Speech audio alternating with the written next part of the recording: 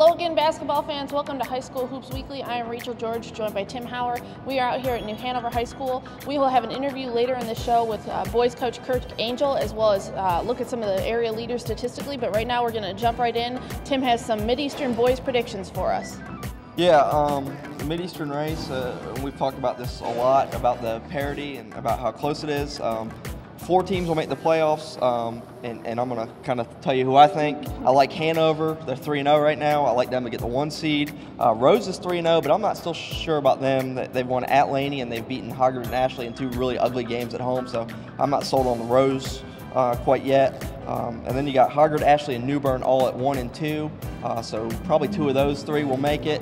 And it's really tough. I'm going to go Ashley and New Bern. Hoggard, I'm just not sold on them yet.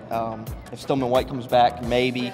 But I saw New Bern play at Ashley. They're a pretty well-rounded team, and I think this is just the year for Ashley to get to the playoffs. I think they've been one other time, but I like this group. They've got some experience back. So those are who I like on the boys' side, and on the girls' side, I'll take all 4 county schools. Yeah. Rose and New Bern not real strong on the girls' side, so I'll go all 4 county teams. Well, we've got about 7 conference games left to see if you're right and see who gets there. All right, we are joined by New Hanover boys coach Kirk Angel. You guys 10-5 coming off a loss on Martin Luther King Jr. Day to 6th ranked 71st. What kind of happened that game? What did you learn about your team against a quality opponent? Defensively, we played well. They came out, jumped on us in the first quarter, which has kind of been our theme for the last month. We've gotten started slow and ended up finishing strong. Defensively, like I said, we got stops, we got rebounds. They're long, athletic. They had 2 good post players. The size gave us a little bit of problems. Offensively was the worst night shooting the 2 years that I've been the head coach here, and probably the 5 years I've been involved in the program. It's like I told my assistant and Coach Moore, the athletic director, the next morning, I said if we were standing on the beach, we couldn't throw it in the ocean. It was just one of those nights, nothing was falling. You guys are 3-0 in the conference, and we've talked, I know you and I have talked about kind of the parity and how tough it is.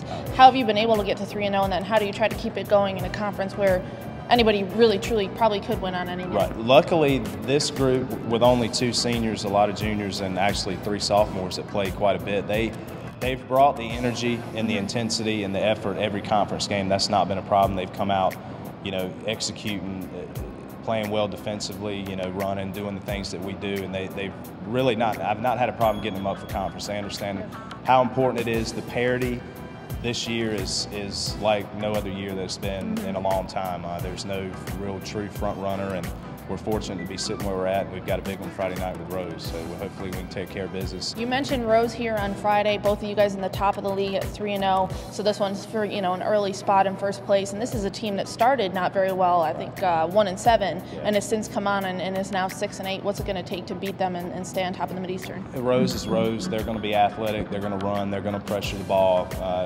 They've got the big kid in the middle. This is a good shot blocker. He's pretty sound offensively. We just got to do a good job with post defense. Shot selection is going to be key Friday night. Running an offense, taking good shots, defending. If we can do those things and try to take the big kid out of this game, I think we'll be fine. All right, thanks, Kirk. I appreciate it. Now let's take a look at the area leaders. We have all of these stats on Star News Varsity, but I'll just go over the top few ones in each category. On the boys' side in scoring, actually led by Wilmington Christian senior Nathan Chu. He's averaging 20.1 points per game. Followed up by Pender junior Addison Spruill. He's at 19.2. And New Hanover senior Cole Daly, he's got 18.3. Some of those names appearing again in our top rebounders. Daly and teammate Detwan Rogers, 2 seniors for New Hanover, both averaging 9 rebounds a game. And Addison Spruill again in the top, 8.2 rebounds per game. On the girls' side, we'll look at Mackenzie Edwards is the area leader right now for Hoggard. She's got 15.9 points per game, followed by Andrew Bannerman at Pender with 13.8 and Carly Schaefer at Cape Fear Academy with 13.2. More CFA in the rebounds as foreign exchange student Charlene Boymer is averaging 10.2 per game. Haley Black for Hoggard is right behind her with 7.4, and Jessica Tinney for Cape Fear Academy comes in with 7.1. For more stats, you can check those out at starnewsvarsity.com. But for this week, for Tim Hauer and myself, Rachel George, this has been High School Hoops Weekly on starnewsonline.com.